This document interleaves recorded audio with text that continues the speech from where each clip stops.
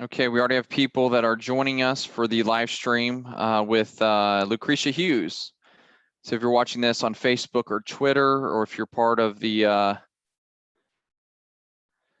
attendee list that's part of the webinar, if you want the information for the webinar, you just need to look at my previous Facebook post or my Twitter post. My name's Evan Mulch, and you can find him there. I'm going to play a short video here while we're waiting, and we'll get everything set up here.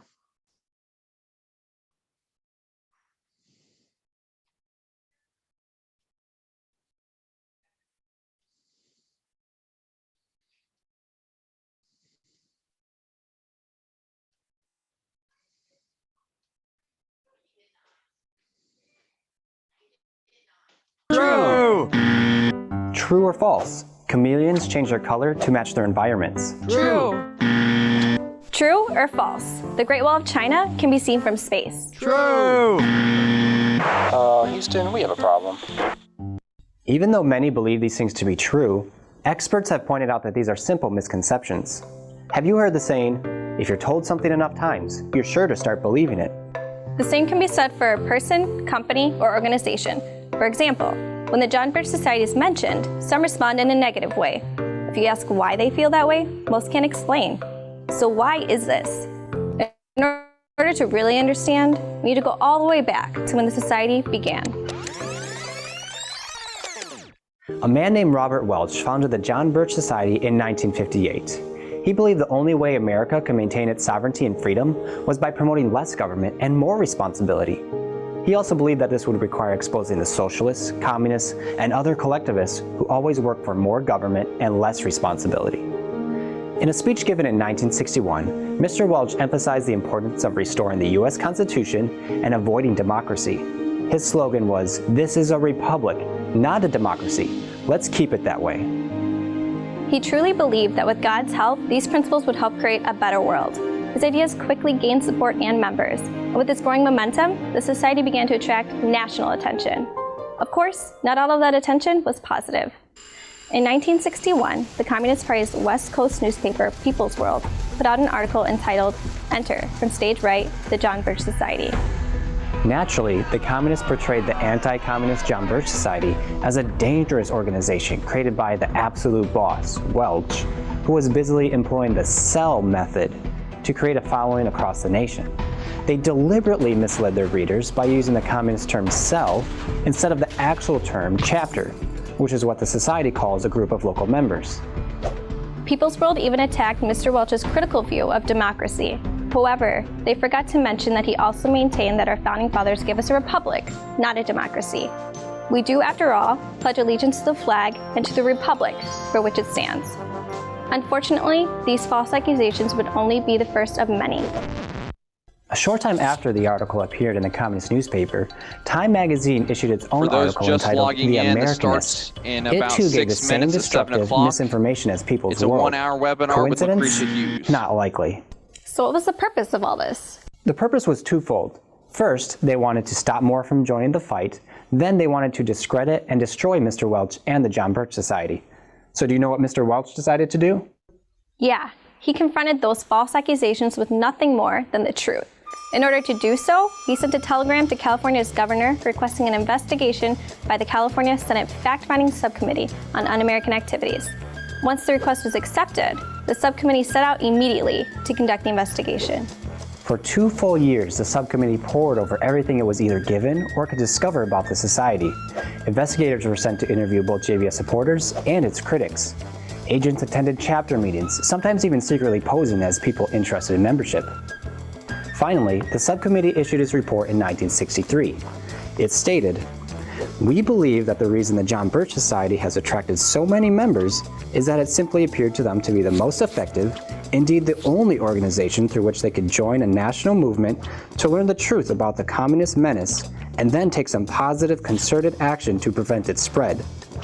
Our investigation and study was requested by the Society, which had been publicly charged with being a secret, fascist, subversive, un-American, anti-Semitic organization. We have not found any of these accusations to be supported by the evidence." The California report revealed how completely false the media's accusations aimed at the society really were. But do you think that stopped the attacks? Absolutely not. Instead, the attacks only increased. After that report was released, New York Governor Nelson Rockefeller responded with some insulting comments, referring to members of the society as extremists. This wasn't Rockefeller's only attack. During the 1964 Republican National Convention, and with a large national TV audience watching, Nelson Rockefeller delivered a speech about extremism and stated, "It is essential that this convention repudiate here and now any doctrine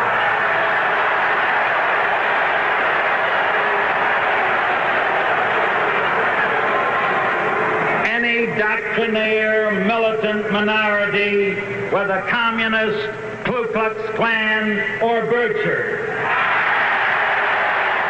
Connecting a good name, like the John Birch Society, with negative groups is a common smear tactic. Because of this and all the other attacks, uninformed people began to believe what they were hearing. What most Americans didn't realize was that the attacks on the society were being done out of fear. That's right, the fear that Mr. Welch's new organization would grow large enough to actually stop and then reverse the socialist and communist plans. During the 1958 founding meeting of the John Birch Society, Mr. Welch discussed one of the communist plans, which involved the loss of our sovereignty to the United Nations. He then went on to list 10 communist goals for the United States. He restated these warnings in a speech in 1974. A part of that plan, of course, is to induce the gradual surrender of American sovereignty, piece by piece and step by step, to various international organizations, of which the United Nations is the outstanding but far from the only example. Here are the aims for the United States. 1. Greatly expanded government spending for every conceivable means of getting rid of ever larger sums of American money as wastefully as possible. 2. Higher and then much higher taxes. 3. An increasingly unbalanced budget despite the higher taxes. 4. Wild inflation of our currency. 5. Government controls of prices, wages, and materials, supposedly to combat inflation. 6.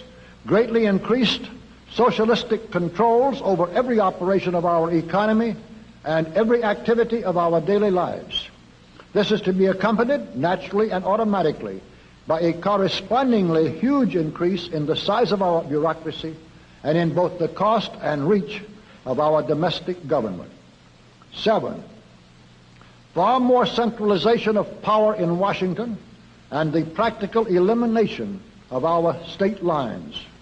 There is a many-faceted drive at work to have our state lines eventually mean no more within the nation than our county lines do now within the states. 8. The steady advance of federal aid to and control over our educational system, leading to complete federalization of our public education. 9. A constant hammering into the American consciousness of the horror of modern warfare, the beauties and the absolute necessity of peace. Peace always on communist terms, of course. And 10, the consequent willingness of the American people to allow the steps of appeasement by our government, which amount to a piecemeal surrender of the rest of the free world and of the United States itself. When we look back over the years since that speech, we can see just how real these predictions have become. If more Americans would have listened and helped back then, these threats could have been stopped. Good thing for us, more and more people are waking up and realizing the importance of what the founders gave us. We too can continue what Robert Welch started. From the beginning, Robert Welch knew that in order to restore and preserve our freedoms under the Constitution, he would need to expose and stop the socialists, communists, and other collectivists. He also knew that in order for America to remain free and independent, patriots nationwide, we need to continue this fight for generations to come. So, is the John Birch Society an organization that strives to protect our freedoms under the U.S. Constitution? True. That's right, because it has withstood the test of time. For many decades, the John Birch Society has been dedicated to restoring and preserving our freedoms. With strong leadership, its members work at local, state, and federal levels to educate others on the proper role of government. The John Birch Society stands tall in protecting American independence and freedoms for all future generations. We hope that we've cleared the air on what many believe to be true about the John Birch Society. We also hope that you would consider joining us in our efforts. We need your help now more than ever, because together, we can make a difference. All right, welcome everybody. Lucretia, thank you for joining us this evening for our Birchinar. Hey, Glad to have you present. do you see me? Yeah, I see you, yes. How are you And doing? my area is getting dark here, so I'll turn my light on here. Okay. Okay, so tell me about, you've been really busy this week, and I actually need to change my lighting here real quick, so just give me a second here. Okay.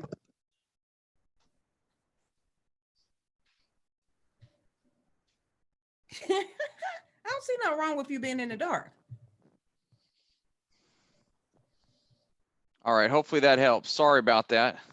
I'm just in the chat room looking at people. Sherry, Michael Bogus in here, Don Dodge, Polly Wall. We got Gary. He said, hey, Evan. We got a bunch of people jumping in and out right now. So we just wanted to go ahead and say, hey, Gail. Hey, Brian. What's up, Maria? Hey, everybody out there. Gary Blakemore. How's everybody out there doing? Hopefully you understand now what the John Birch Society is all about. If you watched that little short snippet, it was scary of what Rockefeller was saying. Yeah, and that was one of the focuses we had this morning with one of our members of the John Birch Society, where we talked about the Rockefeller Foundation report that came out back in 2010, where it sort of outlined what's going on right now with the closure of the economy. And they knew back then that this is something that could be done to close the U.S. economy, and not just the U.S. economy, but economies all over the world. And Lucretia, what you've been doing even before the COVID-19, I'm calling it a pandemic, but you've been very active in getting people educated, and you're often live streaming. You're not, you deserve to be on Fox News, in my opinion. You deserve to be a host on all these other. You kidding me? I'm not politically correct. I'm not going to say what they want me to say. I'm not that type of person to sugarcoat it.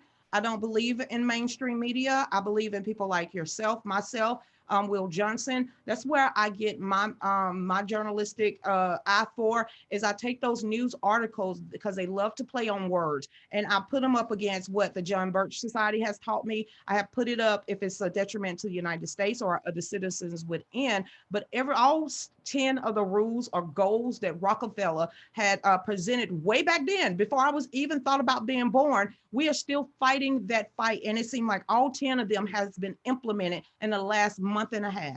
Yes, yes.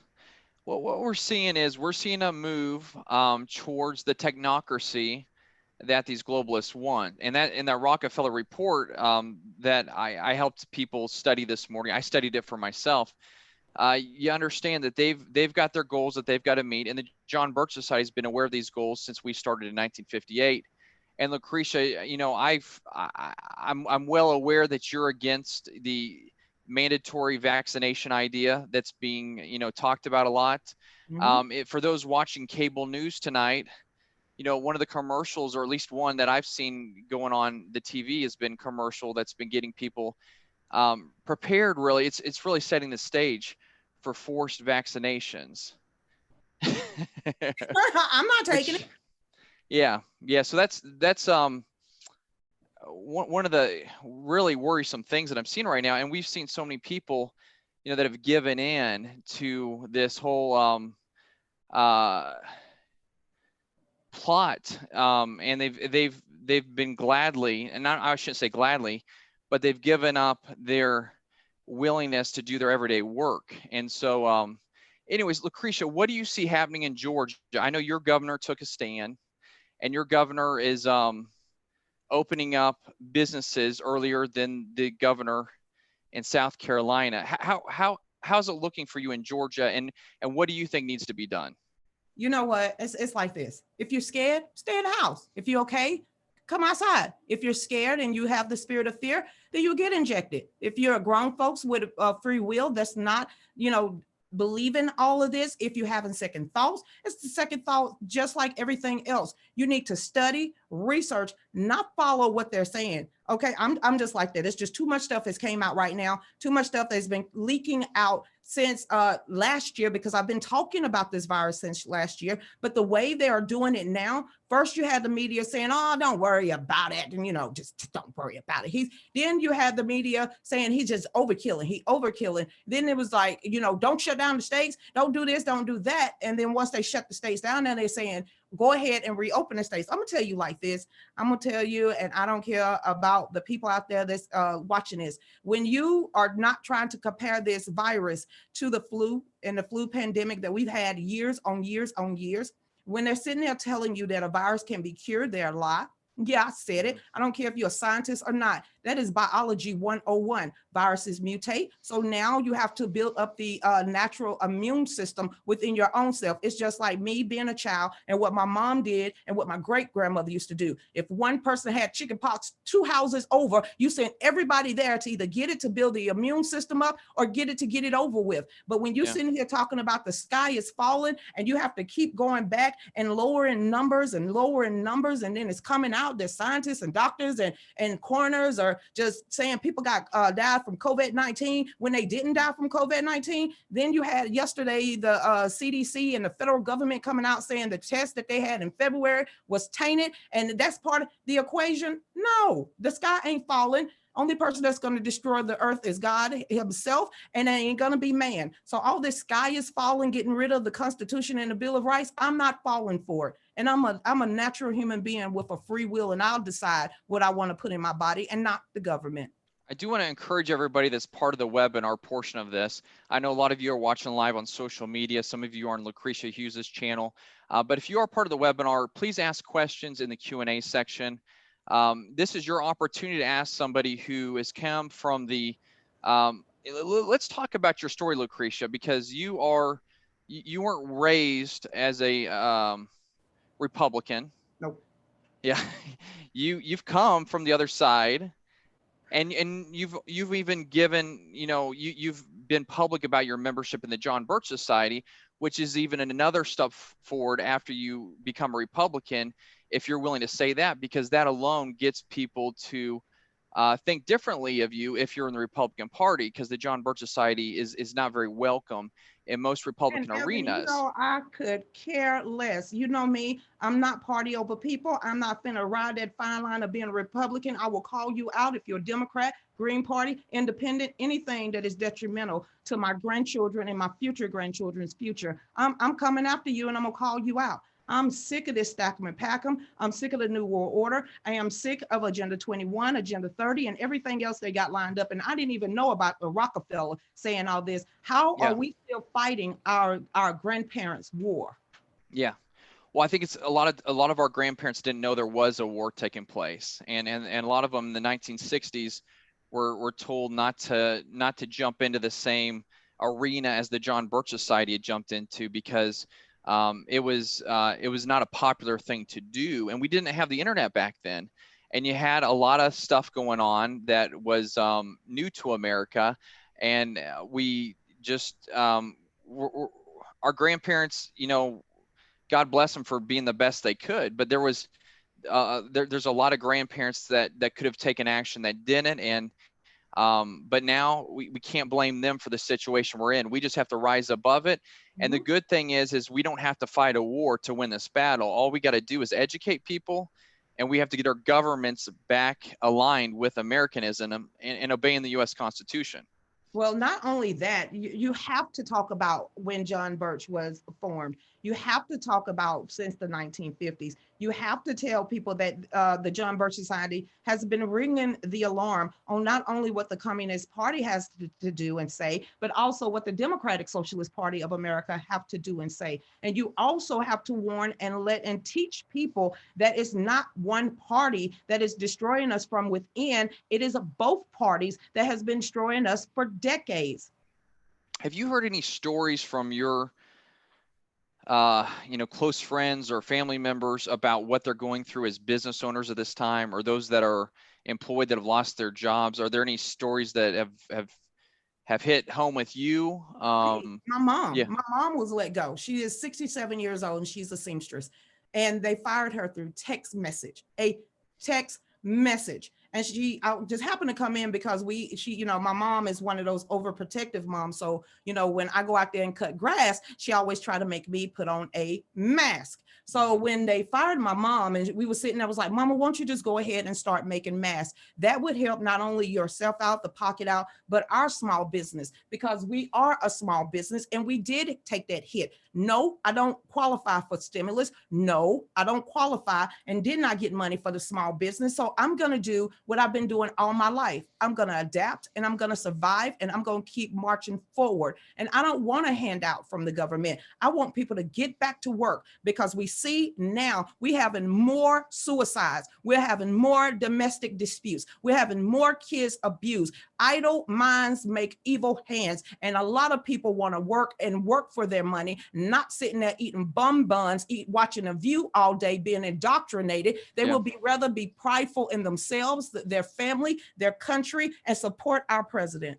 Yeah, a lot of people that are stuck at home for the first time, the last thing they need to be doing is watching the daytime television. I can tell you, I work from home sometimes and I turn on the daytime television and I just can't believe I can see the strategy being played out by the deep state globalists, how they're using the TVs to program Americans.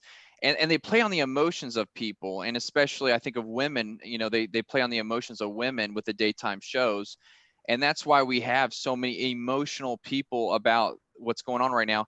I get allergy shots. That's one of the things I get on a weekly basis, because I went in and my nurse told me that, you can, go ahead and show that. Look, no, because there's a campaign in Washington, D.C. They did not think this woman right here was even going to win the first race. She did. So they said, Lucretia, I'm going to be out there knocking on doors. Can you put my campaign logo on a mask? And I said, absolutely. There's a woman that's in Gainesville, Georgia. She's just one woman. She's a master barber. Well, guess what? Barbers cannot, she had to shut down her business. But she called me out the blue, concerned because the area that we grew up in, me and this lady, Angelica, they are poor. Because I grew up on a poor side of town. She said, what are we going to do about all these kids? I said, you're going to come on my show and we're going to make this a community effort for everybody to help these children. So guess what? Everybody is griping and moaning right now. She said, Lucretia, make me some masks with my shop logo on it. And I did that.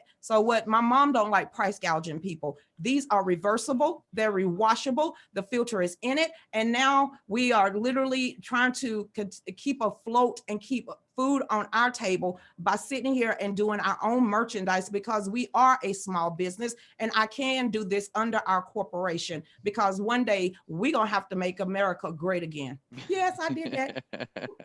What's your website? How can people contact you about that? You could go to my Facebook page, because Facebook, they made me jump through so many hoops. Y'all just don't understand. To get a professional shop or store on Facebook, you got to show your EIN number, your business license, everything that we had to jump through hoops. So we all could, instead of being on Amazon, I said, you know what? We've jumped through so many hoops on Facebook. Y'all go to Lucretia Hughes page shop, and it's there. They collect the taxes. They do everything. Okay. And we're right through Lucretia Hughes page. But Christy Howie, can you please put the links, because she's in here watching. Can you please put the links up, because this is what's keeping us afloat. And if you're scared to go outside and you're scared for something to go boo, then you go ahead and say boo behind this mask. How about that? Yeah. There you go. Well, you're doing the right thing by making those and doing the best you can, given the fact that you're not one of the millionaires that got $1 million stimulus package, as so many millionaires did. Apparently, the Democrats did throw that into the first stimulus bill, and not only that, Evan, because I'm on the White House phone call, on the conference call every time they have it for the Small Business Administration and the African American. You see me roll my eyes. I can't stand those words. African American stakeholders when it comes to small businesses. So tomorrow at 2:30, I will be back on a conference call with the White House. I'm just trying to figure out how in the world that all these Fortune 500s, Harvard University, and all these other places get this money, but when it was supposed to have been allocated for the small business under 500. Mm-hmm. And going back to what you said about African American, the word African American, you've been very vocal about the abuse of the Democratic Party when it comes to promoting racism. Mm-hmm. And you've taken, a lot of blame from people who call themselves African American because you're so vocal against the racist strategy of the Democrat Party. You can't rep a Yeah. whole continent. Okay, there's 97 countries in Africa. I'm thinking 94 to 97 countries in Africa. And if you want to say you're a Nigerian American, you could do that, but you do not represent and rep a whole continent. Okay, it's impossible, and it's not even feasible for you to say I'm an African American. Okay, so what country did you actually come from? Because I'm a mutt. And I'm a mutt. Yeah. Why? Because I'm Indian, I'm Irish, I'm Black, and I'm mixed with something else. I am so muddish, but first and foremost, I am an American citizen that happen to be Black. I'm not. I'm two of the three, so I'm with you. How did I become Irish? I'm like, God, y'all was swirling like ice cream back then. Yeah. Well, we're a lot of Americans. It's just it's incredible how we've been mixed, and so the racist strategies that the Democrat Party has often used is against Americanism, and we should do everything we can to expose it. They did expose it. There's a guy down here who dropped out of race. His name is Vernon Jones, and somebody sent me a YouTube link where one of the I guess you want to call her a representative for the Democratic Party. She was really talking really bad about Vernon Jones, saying he was a blue dog Democrat, which is what my mom is, because she just kept saying a conservative Democrat. So like Vernon Jones said, and like my mom said, I didn't leave the Democratic Party. The Democratic Party left me. And for her to get out there and say he believes in small government, less taxes and, giving people more responsibility so they can take care of themselves is not the Democratic way. I said, that's the problem right there. That's the problem of why people are walking away. That's the problem of why people are opening up their eyes, because they are tired of being victims. They're tired of sitting here and being placated and lied to, because I don't know why there is 4 generations, every places around the United States, of people on welfare. People, when welfare was first became, it was during the Dust Bowl. And when projects was formed, it was a part of the Negro Project, which is to lump a lot of Black people in a certain area. You got to look at the Tuskegee Airmen. People don't even know why the NRA was really formed, which is the second oldest civil rights organization. They came down here to teach the free slave on how to protect themselves from everything that was happening in the South. So when you're listening to the Democratic Party, you have to say, and then I listen to these people that want to attack me, I will attack them back, because I'm not the one to trifle with. That's why I don't think you want to see me on lamestream media, because the first time they start lying and Kool-Aid Lemon is on the air, that's probably going to slip out. Well, you're very vocal and you're not afraid to, in fact, the next question here, or the first question we have, is from Dan. His question is, Lucretia, please tell us how we can effectively recruit African Americans in the South to trust and join the John Birch Society. By the way, I really like your take no prisoners attitude. You talk to them just like you just talked to me. What the hell are y'all scared of? You scared of this gonna rub off? This don't rub off. Blackness don't rub off. And a lot of us are getting tired of being placated to, lied to. We just want to be talked to. Does that make sense? Instead of coming down here promising us things, instead of coming down here dropping your dialect, clapping your hands, saying hot sauce in your pocketbook, won't you come down here and actually say what you want to do? Not promise us anything, because you can't promise to pass a law, but you can come down here and say what your ideas is, and maybe sometimes just listen to someone that does not look like you. Then you'll understand and realize we all got the same problems, and we should be all fighting against the same people. Okay, so let's talk about that. When we listen to others, especially in the African American community or Black American community, whatever, what talking points do we have? What are the best talking points? What is going on in the Black community that people are waking up to, that John Birch Society members and anybody that's part of this Americanist movement can really relate on? I would say everything that the Rockefellers just said. When me and my mom talk, when me and my fathers, before they passed away, and my dad is still here, but my stepfathers aren't, and he was the founding member of the Black Panther parties in New York City. when he used to talk about y'all. My stepdad, the former founder of the Black Panther movement, he was a John Bircher. Believe that. He agreed with the John Birch Society. He agreed with the John Birch Society, but he was still a Democrat. And that's the point. Stop looking at the party, because that's where the party comes in, and actually try to lie to people. Just be upfront and honest. And people's like, well, why don't everybody just tell laymen like you do? Because I'm not promising you anything. I don't want anything from you. I want you to wake up, open up your eyes, and see what they've been doing to you, and stop fighting against people like me. That, and the kitchen table issues, the same kitchen table issues that's important in a Hispanic household, a white household, is still important in a Black household. Schools, jobs, money, community, it's the same thing. The only people that loves to put race and racism and stuff, it's the feminists and also the socialists. But normal people, normal Black folks out here, normal white folks out here, and Hispanic, we don't care what color you are. Just don't try to stop us from living our lives. We really don't care. A pastor has a question here. He says, does Lucretia believe there will be an effort to sabotage Governor Kemp's reopen efforts in Georgia? Her name is Keisha Lance Bottom. Dude, where you been? Absolutely. Of course the Democrats already just, wow, they already got their claws out. You remember the Kemp and the Stacey Abrams race? He only won like 52,000. Georgia is a throw-up state, if you know what a throw-up state is. But I'm telling you, the only major cities that is a Democratic stronghold, which is like in every state, is Macon, the Savannah area, Atlanta area, and the metro areas. That's why you hear the Democratic Party, especially ones in Georgia, saying that we don't need the rural areas, that we don't worry about the country folks. I live in the country. I don't live in the hood. I don't live in the city. I live in the country. But when you hear in Democrat Party saying that they, you know, the rural area, they don't count, we need to have more power in the cities, that should tell you everything. When you had Stacey Abrams came out there and said, oh, you know, the agriculture business and this, and wait, slow your roll.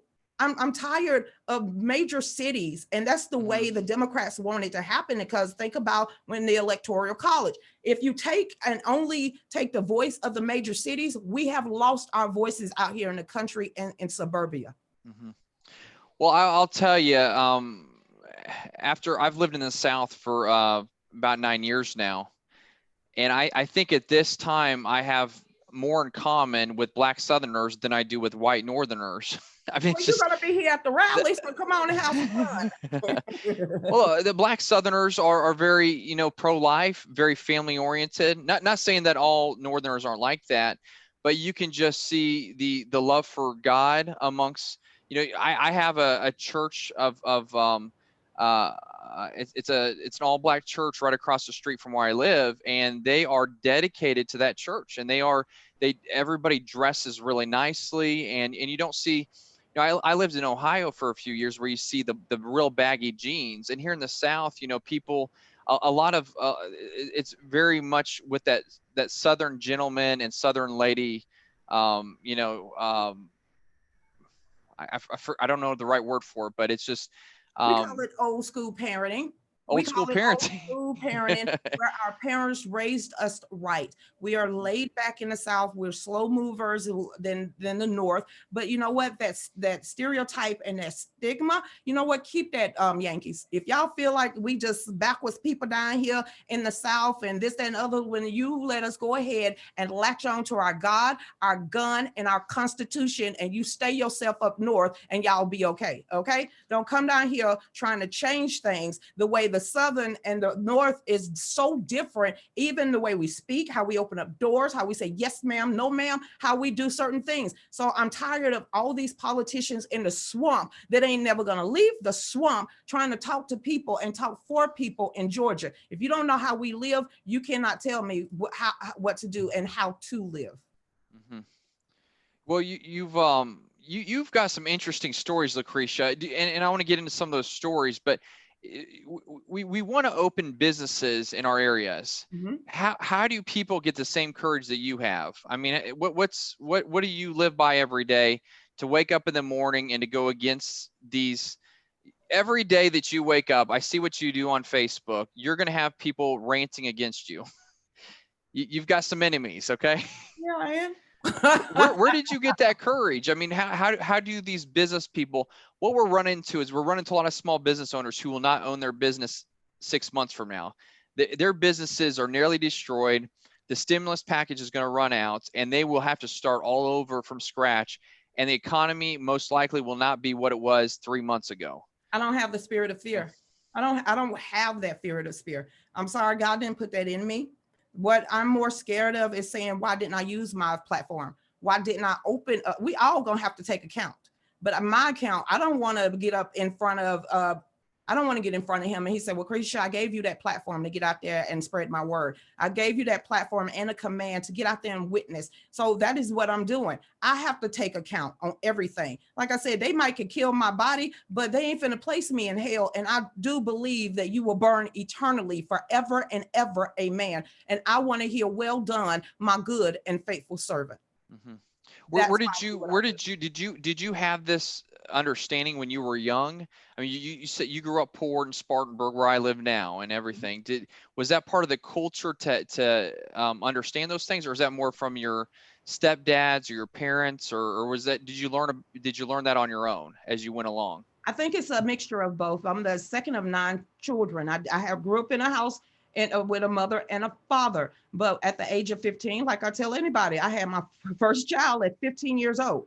I had number 4 by the time I was 20 years old. So when people are looking at me and they want, oh, she must have had a silver spoon. I ain't never held a silver spoon and probably don't want to hold a silver spoon. I want to stay grounded in reality for what I was raised in. And I know that I don't want my children to take their cues from CNN. I don't want my grandchildren to take their cues from their counselors at school. I want my grandchildren and my children to take their cues from me, their coach. And that is the way it's supposed to be. Have I always been outspoken? I'm the second of 9 children, okay? They call me the mama bear and always have. I've been cooking for 12 people since I was 6. So I just think over time, your backbone gets straighter, your resilience gets stronger. And right now, I'm not scared. I'm one of those people that I'm not scared of what you got to say. Because if you lay your hands on me or get up in my face, I'm liable to smack you. So I believe in personal space. So you can run off at the lip on Facebook all you want. Because just don't run up on my face. I live in a place where we got castle law and I ain't scared to use it. And I'd rather be judged by 12 than carried by 6. That first time, and I don't know if you've been retweeted more than once by Donald Trump, but that time, at least once you've been retweeted by Donald Trump. What's that feeling like?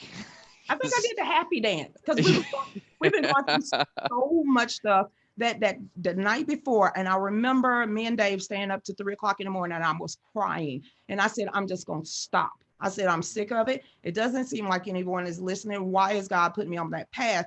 And I said, you know what? We're not doing the shows no more. I'm not giving no more speeches. I'm over it. I'm just going to go get a 9 to 5. I said, I'm just going back to the warehouse. And then I woke up the next day and a guy named SpongeBob SquarePants, and a lot of y'all out there know who Bob is. He called me and we had this 2-hour talk. And then the next thing he know, he said, Lucretia, hey, President Trump just retweeted you. I dropped my phone and then I picked it up, looked at Twitter and threw it across the room and did the happy. So anytime I get ready to give up, it's like God gives me an affirmation or a validation that I'm on the right path. I just got to be patient. And I can't believe I said the P word. Never say the P word because he would throw something back at you. But I think just like our president, that I was built for a time like this. And the president has done a good job helping to get rid of the racist charge of the Democrat Party. And I will say that I've seen it in South Carolina where I live, in Georgia. There are more and more Black Americans that are open to the ideas of Americanism because they believe that President Trump is being honest about this idea of bringing America back to where it was, making America great again. And so it has been a opportunity for Black Americans to have a president they can agree with, because with President Obama, it became very discouraging for a lot of Black Americans. Can we stop calling him Black? The dude wasn't Black. Okay, President Barack Obama is a true African American. Okay, his mom was a white chick, his dad was an African. Now that's what you call a true African American. He did not come to the United States and really stay here until he was 18 years old and went to school. So he has no idea what a real Black American that was raised in America, who forefathers was raised in America, he has no clue. He was cuddled and raised by the Communist Party. And if that's Indonesia with his stepfather or his granddaddy who was part of the CIA, that dude was groomed to be the liar in chief. Yeah. Yes, he was. And if you ever did, and he snitched on himself with the sins of thy father. He put it all in that book, people. He is the only person in our United States history, especially being a president, you can't find any information on whatsoever. Yeah, it's incredible how they covered that up. Wow. You had supported President Obama, and you've talked about and it really struck me when I first heard this from you, because I didn't pay much attention until 2011 to presidential politics. And it really struck me when you said that he went against God. And that was a blow to you. That was your ultimate moment where you turned against President Barack Obama. You were probably already getting there's my guess, but that was your ultimate breaking point where you said, I'm done. My first breaking point with him, I'm going to be honest, because I was one of those pro-Black. That's my president. You say anything, we're going to scrap. I would fight you for Barack Obama. But when I started paying attention, and it's going to be real petty to y'all, he stumbled over his oath of office. I remember sitting there with my whole family. It was a Black party in my house. And me and my ex-husband, I said, dude, did he stumble over his oath of office? That ain't good. He's like, oh, he's just nervous. And in my back of my mind, I said, whoa, wait, fall back a little bit, start paying attention to what this dude got to say. Then he sent the Winston Churchill bus back to England. But one thing that was a stickler with me was you pushing Muslim Brotherhood on us. You're pushing the Muslim faith on us, and you pushing homosexuality on us. And now you finna pass a bill that takes over the sixth of the economy, which is Obamacare, with death panels, the chip, and everything else. And I'm sitting here like, is anybody paying attention? Am I the only one paying attention to what this dude is doing? Then you look at quantitative easing. You look at our Moody rating dropping. You look at our credit score dropping. You look at all these just up and up and up with the debt clock. You look at giving and selling our sovereignty to the UN. You look at the apologetic tour. Ain't no Black man I've ever ran up to has ever bowed down to any man. No Black man that I know will prostrate themselves so big where you think his patukas is the moon in the sky. That right there was like a no-no to me. I wish my son, who is a Navy, not a Navy, but an Air Force vet, will bow down to another man. I will kick him in his butt. Did you ever bow down to nobody? And especially someone on earth? No, that was like, no. And then go back, hindsight is 2020, because everything that I said he was doing, and he was doing worse. And if you take in Ukraine, if you take in Iran, if you take in what he was doing with China, if you look at what he was doing with the world leaders, how he was selling our sovereignty out, how he was passing all these crooked laws. If you look at Lois Lerner, if you look at the Fast and Furious, DOJ, EPA, go on and on and on, you will see the detriment that he was doing and creating within the United States. And how are you finna change the law to allow Communist Party to be a part of your cabinet and having Muslim Brotherhood up there praying 5 times a day? I have no idea, but you won't stand up for our military. You won't stand up for the police officers, and you will not stand up for the common day man. It was a no to me.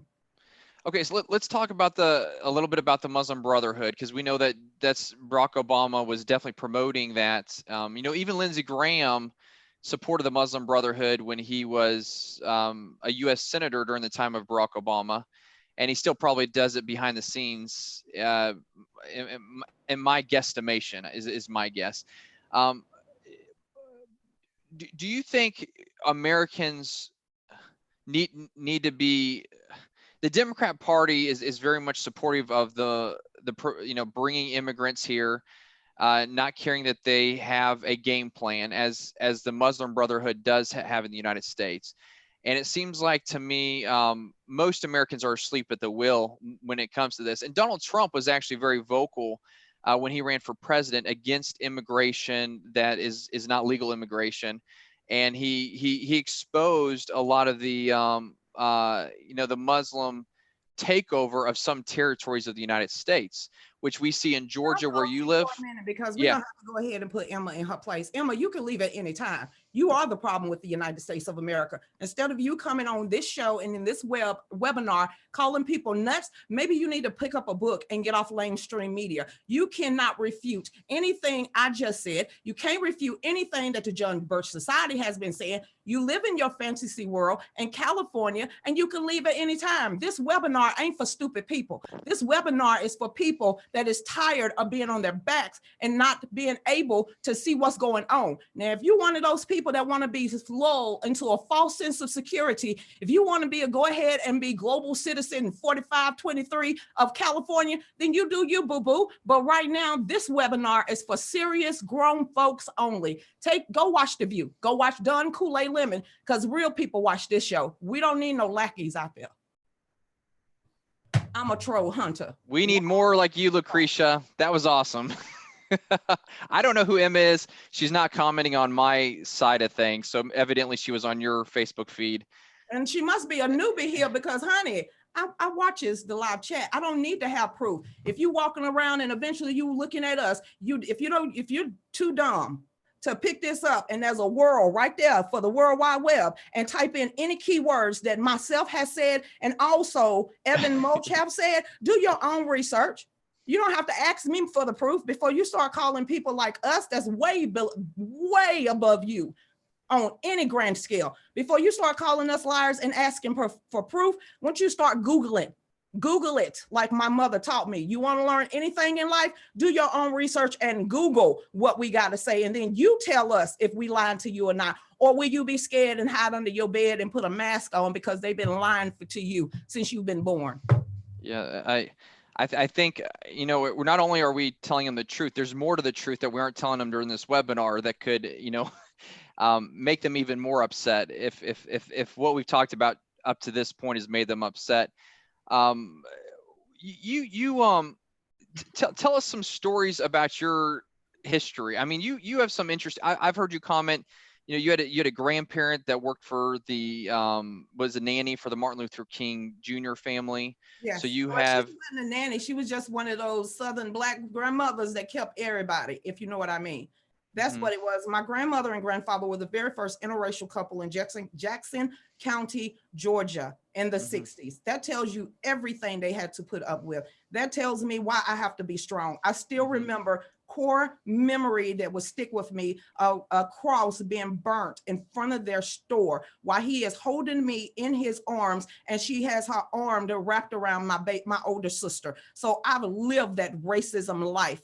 When people want to sit there and talk about that. So when you're looking at me, you're looking at a girl that was raised by a great family, decided to put her own self in the hood and had lost 21 Black men before she was 25 years old. Do you really want to get with me? And do I work? If you're watching me right now, I'm working. If you got anything else to say, you better contribute. You go PayPal, you go to Venmo, you could go to GoFundMe. You could do something else, but you could get the hell up off here. I put your donation link at the start of this chat for everybody. So yeah, keep Lucretia going. That's what's been incredible, I think, Lucretia, is that you've kept on going despite the hardships you face when you have to run your own business. And so your grandparents in Georgia, first interracial couple, and so a cross was burning outside the store, and you were being held in your grandfather was holding you, and was he white? Yeah. Or he was white. Okay. So he was definitely hated by a lot of people then. He must have been a strong man. My grandfather's funeral in Commerce, Georgia. And this is the first time, even during the holidays, I've never seen us segregated the way we was at his funerals. Whites on one side, Blacks on the other. Really? Except his children. I will always take away from his funeral. Out of all the years that they was married, they was always at my grandmother's house at every holiday. But when my grandfather died, the church and the funeral home in Commerce, Georgia was segregated. Blacks on one side, whites on the other. Like I said, my fiance is white. my grandchildren, 2 of them are biracial. So when you sitting here trying to divide the blacks, the whites, and Hispanics, the only people that likes to divide is people like Emma. Yeah.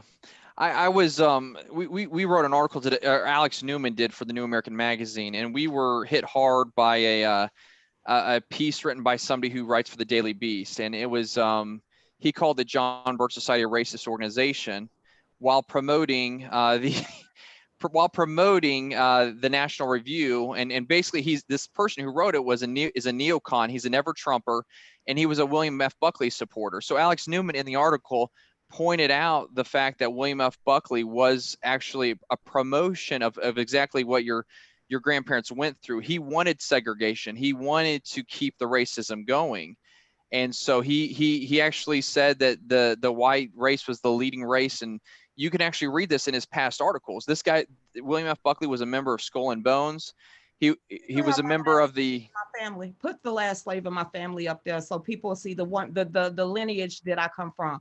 I have the picture of the last slave in my family. That woman didn't look like she took a handout. That woman did not look like she was a victim. She didn't look. I had strong people around me that raised me to be the woman that I am. With the pitfalls in life, the trials and the tribulations has made me the woman that I am today. I cannot go back in my ancestry and say, oh, they were slaves, because those people taught me the right way. And like I said, all my family, since I can remember, all the matriarchs anyway, was teachers, lawyers, doctors. I got them all in my business owners. So when you sitting here and saying, well, they black, they got to be victims. Wrong. There's no victimization, not with my daughter, who's our own business owner, not with us, who is a business owner, not my mother, who just became a business owner. My parents didn't raise me to be a victim. They raised me to get up every day and try the best that I could and don't give up.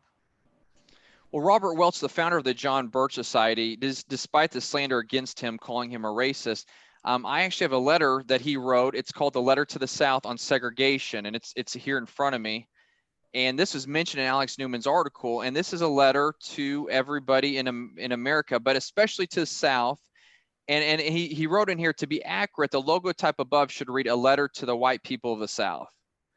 And so this is the founder of the John Birch Society writing what looks like a 12-page letter regarding the fact that segregation needs to end immediately. This is back in 1965. And Robert Welch was raised in North Carolina and under segregation. And he had seen what it did and that it was wrong. And anyway, so the John Birch Society, since our beginnings, we stood against racism and we wanted to eliminate segregation. But it was a process in the South that was difficult to do, as you saw with your own family, Lucretia, where even at a funeral where everybody should just be sitting next to the people they love, they were worried about whites sitting on one side and blacks sitting on the other. This is the 80s. Maybe because they might not have liked my family. I don't know what it is, but that's not going to change the love that I have for my grandfather. It's not just because one white guy hate me or one white guy might be racist against me. I'm not finna hate the whole white community because of one guy. That's him. That's not everybody on earth. That's not Dave. That's none of them. That's not even my grandchildren's mother or their families. So for me to have a bad run-in with a guy named Emma from California. Your name is Emma, and you're a guy, and you're from California. And you're trying to say something against me. Lord, Ed, stop that. No, it's just because I ran into someone like Ed. I ain't gonna finna take that out on Wally. I'm not gonna take it out on Evan. I'm not finna call y'all racist because one Jack person out there has showed their true colors. So when you're looking at society as a whole, stop saying that. We are all individuals with our own minds that we can make up ourselves. So I try to look at people as individuals and not as a collective whole, because I'm not a socialist and I'm not a communist. So each person has their own free will and their own individuality. And I would rather love the people like Wally, like yourself, like Sherry, and like everybody else. So no, I'm not finna sit here and take people lips. That's not me. I can't stand a keyboard warrior. I will literally call you out like that. And if you're a racist bigot, and stop saying racism.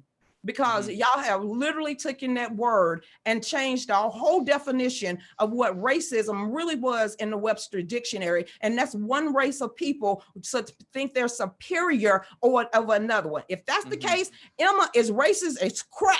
Whoever this Emma guy is a straight up racist, okay? But I ain't finna even call him that. He might be a bigot. He might be prejudiced. Instead of saying racist, why don't you put the definition of what that person truly is? That's three of them. You could either be a bigot, you could be a racist, or you could be prejudiced. I rather say I'm all three wrapped up in one body. I am prejudiced against stupid people. I'm bigoted against stupid people. And I'm racist against stupid people. So I'm all three of them wrapped up in one. I am a racist, a bigoted, and prejudiced against stupid, ignorant people. Because I think I am superior way than they are. Well, you have seen more than most. And talk about, you had said you lost 22 of men in your family, or friends. Yes.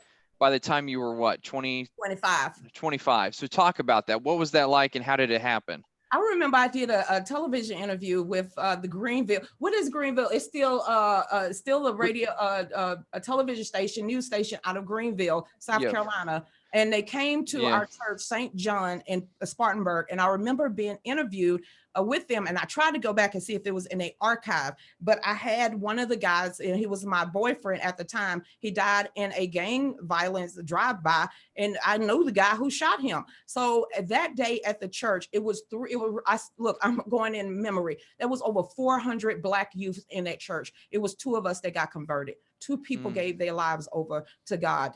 Two people got tired of it. And I remember saying on that news interview, I said, I'm sick of going to all these Black people funerals. We have to stop. I went to the Democratic Party that same week in Spartanburg, South Carolina, with my pastor, Sharon Gentry's blessing. And I said, I want to run for office. The Democratic Party at the age of 25 looked at me and said, you don't belong in the Democratic Party because you can't toe the party line. That has stayed with me for the rest of my life. And that's why I gave up on politics, because I was living in Prince Hall Avenue.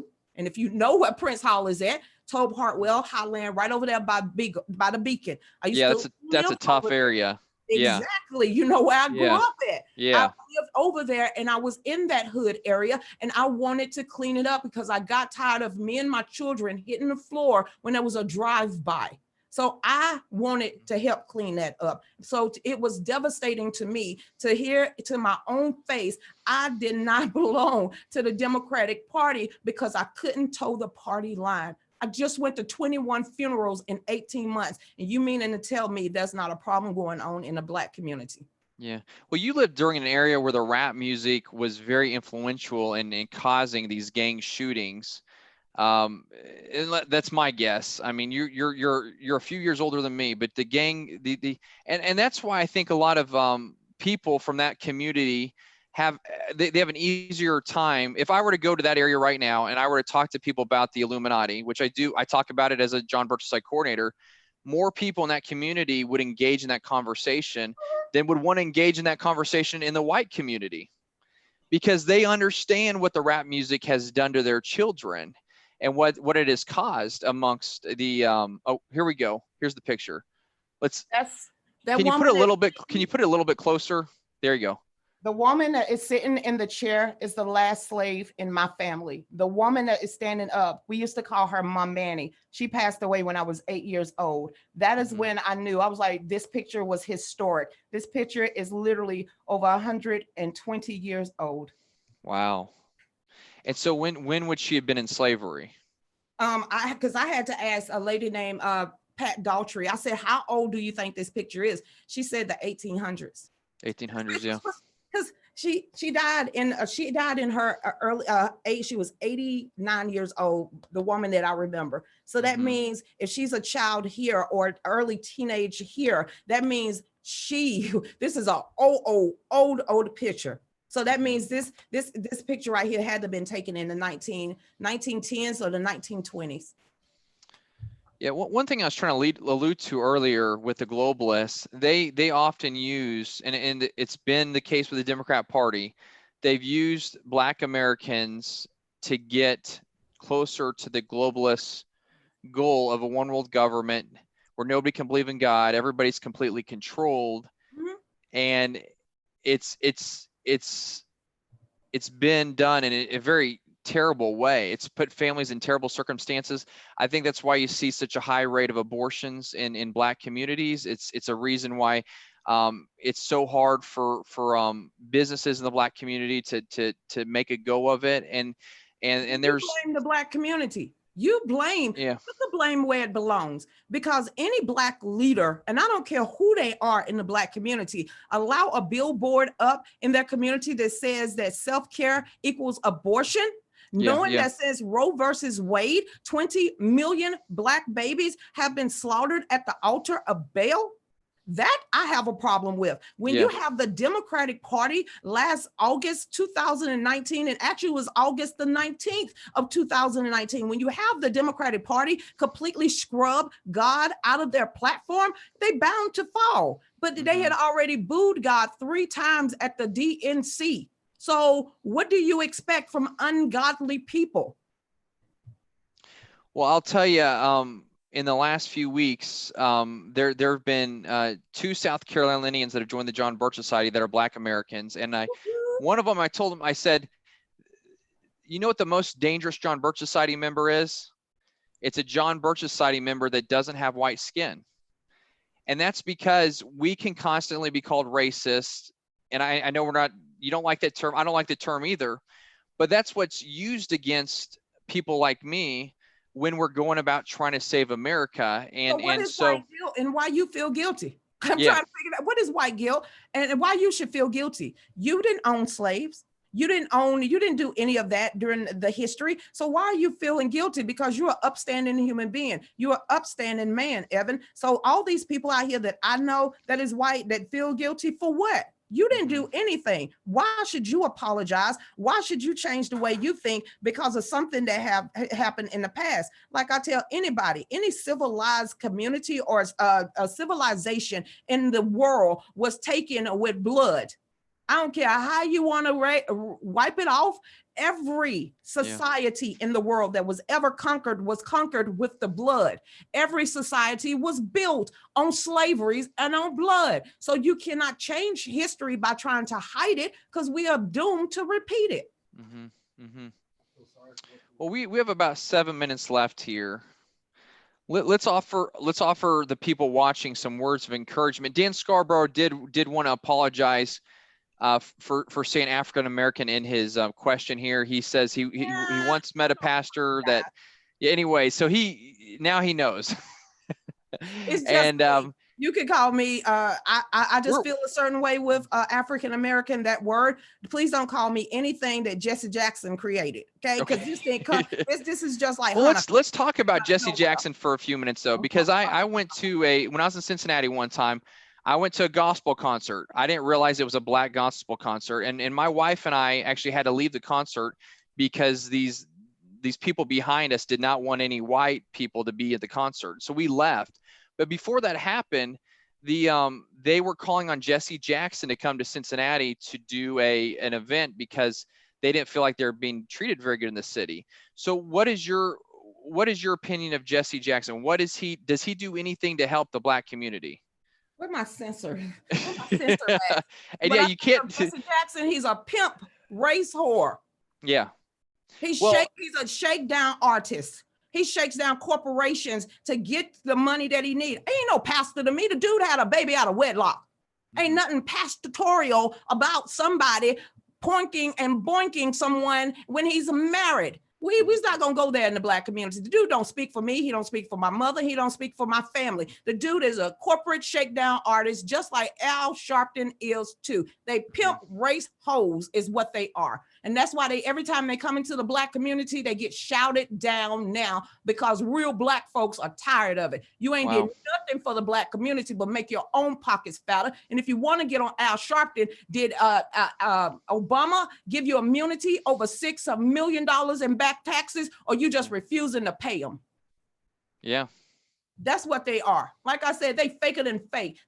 Jesse Jackson is the same guy that looked and said it on Hot Mic, I want to eat his nuts, talking about Obama while he's sitting there on Oprah Winfrey's shoulder giving those fake alligator tears. Quit playing. These people have caused more issues within the Black community than trying to solve them. So the Black folks need to find their own selves to be their own leaders. Because when you're talking about Tawana Browley and you're talking about all the rest of these corporations that those two individuals have shaken down and made money on it, but the Black community is still struggling, then they ain't Black leaders at all. Dallas said, Lucretia, where can we get the t-shirt you are wearing? This is an excellent interview. What's the website for that? Actually, we make these. This is my private Facebook group that I started 2 days after President Trump got elected. So we saw the riots at Berkeley. We've been seeing all the riots and the protests in big America. And I said, you know what? We need a group on Facebook that is going to represent and be for supporters to have a area where they ain't got to worry about trolls or anybody else. So this is my private Facebook group. President Trump, we got your back. But of course, you can buy these too because we print them in bulk on Lucretia Hughes' shop page. Yeah, I really want to encourage everybody before we go here to go to patreon.com/Lucretia Hughes. I'm going to put the link in here one more time into this webinar we're doing. And, choose to be a Patreon if you can. I know a lot of people are in tough financial situations right now. Not everybody can do it. Not everybody could do it before this crash. I mean, a lot of people were maxed out on credit cards before this crash even began. Mm-hmm. And that just goes to show the predicament Americans are in. But Lucretia is one who, I've seen people come and go on the internet where they've started their shows and then they've ended them within a few weeks and they're gone forever. Lucretia stuck with it. Is one who and she's you probably have a cough or something. I can tell you're getting glasses from Pollen 2020. We don't have spring. It's a bunch of pine trees having sex with each other right now. Yeah, that's why I go in for allergy shots. I mean, you know what? I'm not afraid of COVID-19. I'm afraid of allergy season. Me too. Yeah. Okay. So we live in the South where the pine trees are procreating right now. I wish they just stop. Okay, we don't need the pine cones no more. It's hard to breathe. It really is. Even if you don't have COVID-19, it is hard to breathe in the South this time of year. Yes, it is. Lucretia, list all the ways people can follow you. You can follow me on Facebook, YouTube, Periscope, Twitch, DLive, a Spreaker. I'm on 12 different platforms at one time. I do a show every day from 5 to 7 and 9 o'clock. It's titled The Real News with Lucretia Hughes. I take articles from all over the world, and I put our spin to it because we know lamestream media loves to play with words. I'm gonna give you the articles. I'm gonna ask you to do your research. I'm gonna ask you to participate. As you see, I read your comments. If you ain't saw my eyes look down, I'm reading what you're saying. So somebody said, Hannah, you are part of me. I don't care if you red, yellow, black, white, gay, or straight. If you love God, family, country, and support President Donald Trump, I'm your brother and I'm your sister. If you wait on the other side, you can squash me and just pretend that you've never met me a day in your life. But I am more to preserve of what it means to have in the Constitution, the Bill of Rights, so we can stay a sovereign state. And I'm not a global citizen. Amen. And I do want to give a shout out to your husband, your new husband, Dave. He is awesome. I love him. You married a backwoods country boy. Kind of friend I like to have. Anyways, everybody, thank you for watching this. Thanks for asking questions, and thanks for subscribing to the Birchinar email list. If you haven't done that yet, go to birchinar.com, BIRCHINAR. We have 24 people on the call now. I think we had up to 26. I know, Lucretia, on your side, you probably have 50 to 100 people on your side. That's just one page. It's like 48 on here, and the other one is right now is up to 50. So there's about 200 people watching right now at this time. I really appreciate it. Like I said, I'm raw and in your face. There's nothing politically correct about me. I'm not worried about what you have to say, but I'm worried about what my Heavenly Father has to say. He gets the last word. Amen. God bless you. Godspeed, everybody. Let's keep it going. Keep Americanism going, everybody. Absolutely. Thank you. Thank you.